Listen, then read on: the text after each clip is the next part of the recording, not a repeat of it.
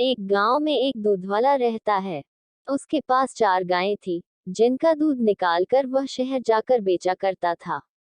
शहर जाने के लिए दूधवाले को गांव की नदी पार करनी पड़ती थी। वह नाव से नदी पार कर शहर जाता था और अपने ग्राहकों को दूध बेचकर नाव से ही वापस गांव आ जाता था। दूधवाला एक बेईमान व्यक्ति था। नदी पार करते समय वह रोज दूध में नदी का पानी मिला देता और पानी मिला दूध अपने ग्राहकों को बेचा करता था। इस तरह वह बहुत मुनाफा कमाया करता था। एक दिन ग्राहकों से दूध के पैसे इकट्ठे कर दूधवाला शहर के बाजार चला गया।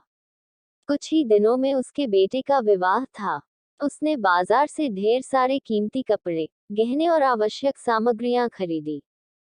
खरीदारी करते करते उसे शाम हो गई। शाम को सारा सामान लेकर वह गांव लौटने के लिए नाव से नदी पार करने लगा। नाव में लदे सामान का भार अधिक था, जिसे नाव झेल नहीं पाए और असंतुलित होकर पलट गई। दूध वाले ने जैसे तैसे अपनी जान बचा ली, किंतु कीमती सामानों को नहीं बचा पाया। सारा सामान नदी की तेज धार में बह गया। कीमती सामान से हाथ धो देने के बाद दूध वाला दुखी हो गया और नदी किनारे बैठकर जोर जोर से विलाप करने लगा। तभी नदी से एक आवाज आई, रोते क्यों हो भाई? तुमने वही गंवाया है जो धोखा देकर कमाया था। दूध में पानी मिलाकर जो तुमने कमाया, वो पानी में ही चला गया। अब रोना बंद करो, ये तुम्हारी बेईमानी का फल था। बहुत समय पहले की बात है। एक गांव में एक गरीब लकड़हारा अपने परिवार के साथ रहता था। वह रोज सुबह गांव के समीप स्थित जंगल में जाकर लकड़ियां काटता और उसे बाजार में बेचकर पैसे कमाता था। इस तरह उसकी और उसके परिवार की गुजर बसर चल रही थी। एक दिन वह जंगल में नदी किनारे लगे एक पेड़ की लकड़ियां काट रहा था। अचानक उसकी कुल्हाड़ी उसके हाथ से छूटकर नदी में जा गिरी। नदी गहरी थी, जिसमें उतरकर कुल्हाड़ी निकाल पाना लकड़हारे के लिए संभव नहीं था। लकड़हारे के पास एक ही कुल्हाड़ी थी।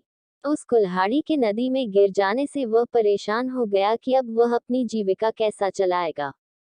उसके पास जीविका चलाने का कोई और साधन नहीं था। वह दुखी होकर नदी किनारे खड़ा हो गया और भगवान से प्रार्थना करने लगा कि वे उसकी कुल्हाड़ी किसी तरह उसे वापस दिला दें। लकड़हारे की सच्चे मन से की गई प्रार्थना सुनकर भगवान प्रकट हुए। उन्होंने उससे पूछा, पुत्र, तुम्हें क्या समस्या है? लकड़हारे ने कुल्हाड़ी नदी में गिरने की बात भगवान को बता दी और उनसे याचना की कि वे उसकी कुल्हाड़ी वापस दिला दें। उसकी याचना सुनकर भगवान ने नदी के पानी में हाथ डालकर एक कुल्हाड़ी बाहर निकाली। वह कुल्हाड़ी चांदी की थी। भगवान ने लकड़हारे से पूछा, पुत्र, क्या ये तुम्हारी कुल्हाड़ी है?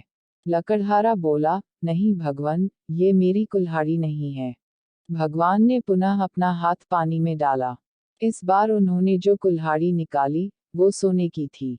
उन्होंने लकड़हारे से पूछा, पुत्र, क्या ये तुम्हारी कुल्हाड़ी है? लकड़हारा बोला, नहीं भगवान, ये मेरी कुल्हाड़ी नहीं है। भगवान बोले, इसे अच्छी तरह से देख लो। ये सोने की कुल्हाड़ी है।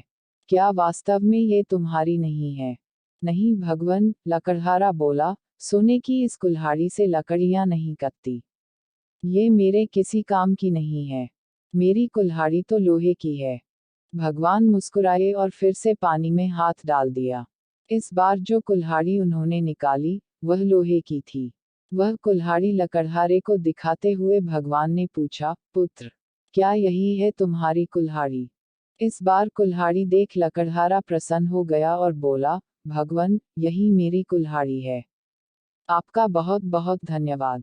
भगवान लकड़हारे की ईमानदारी देख बहुत प्रसन्न हुए और बोले, पुत्र, मैं तुम्हारी ईमानदारी से बहुत अत्यंत प्रसन्न हूँ। इसलिए तुम्हें लोहे की कुल्हाड़ी के साथ सोने और चांदी की कुल्हाड़ी भी देता हूँ। यह कहकर भगवान अंतर्ध्यान हो गए। लकड़हारे अपनी ईमानदारी के कारण पुरस्कृत हुआ।